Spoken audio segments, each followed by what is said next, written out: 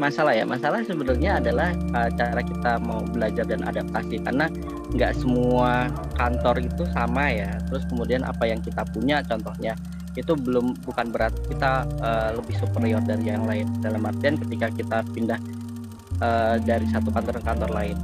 Contoh gampangnya adalah ketika kita organisasi di Indonesia, mungkin kita skillnya luar biasa banget tuh, ya kan, keren. Tapi ketika masuk di PP Turki, kita harus adjusting, kita harus adaptasi. Nah itu dan juga belajar juga gitu loh.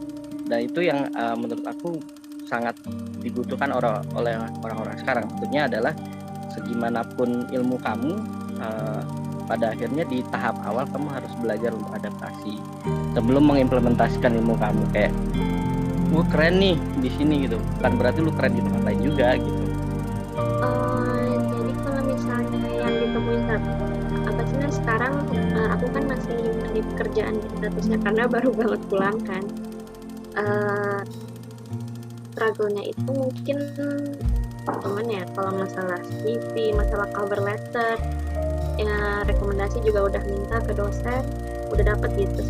Cuman ya apa sih namanya, udah apply ke beberapa tempat juga, cuman mungkin sekarang karena pandemi ya, jadi emang yang aku tahu dari sesama job seeker juga, teman-teman aku yang baru lulus juga, emang katanya susah karena pandemi ini ya, itulah emang susah buat dapat pekerjaan gitu.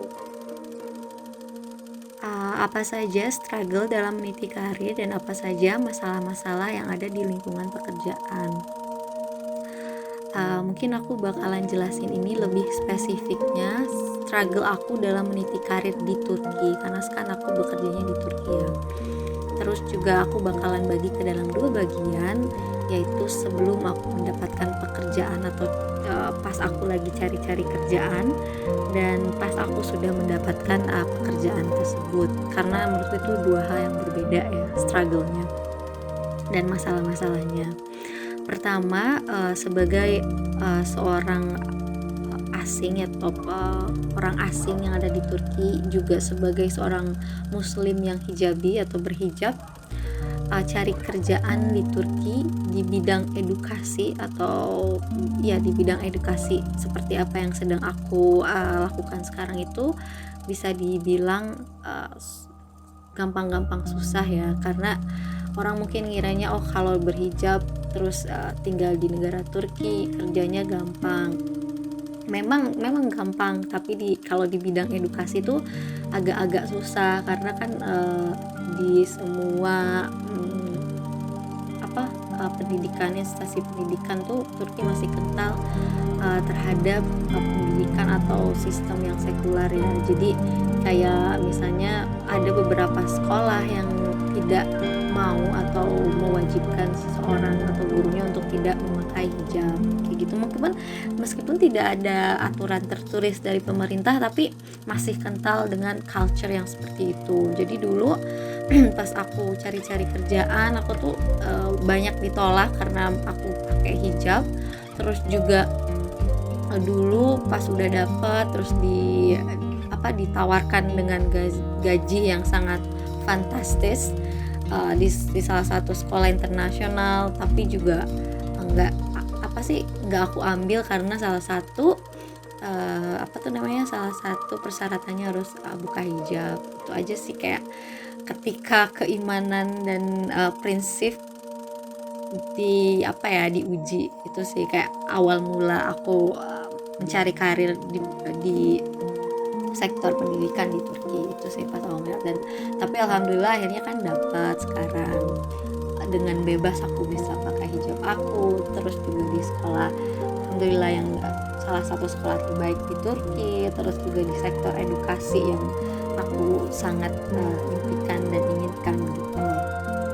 Nah, tapi itu kan baru mulai awal perangnya.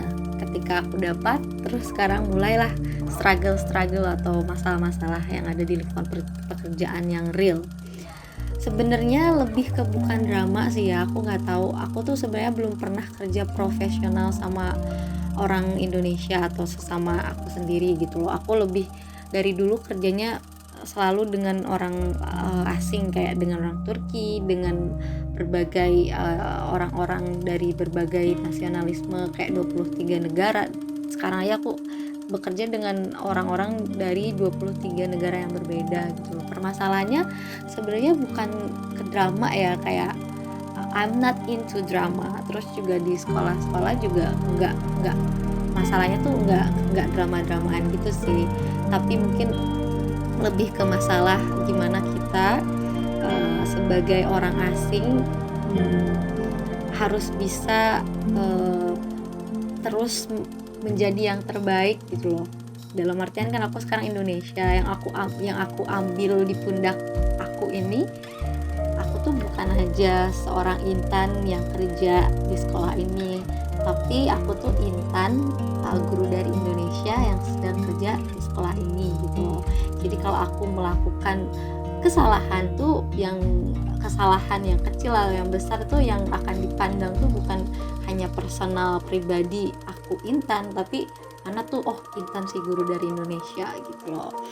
Mungkin itu sih masalahnya, lebih ke gimana caranya agar selalu jadi yang terbaik, karena aku bawa nama Indonesia.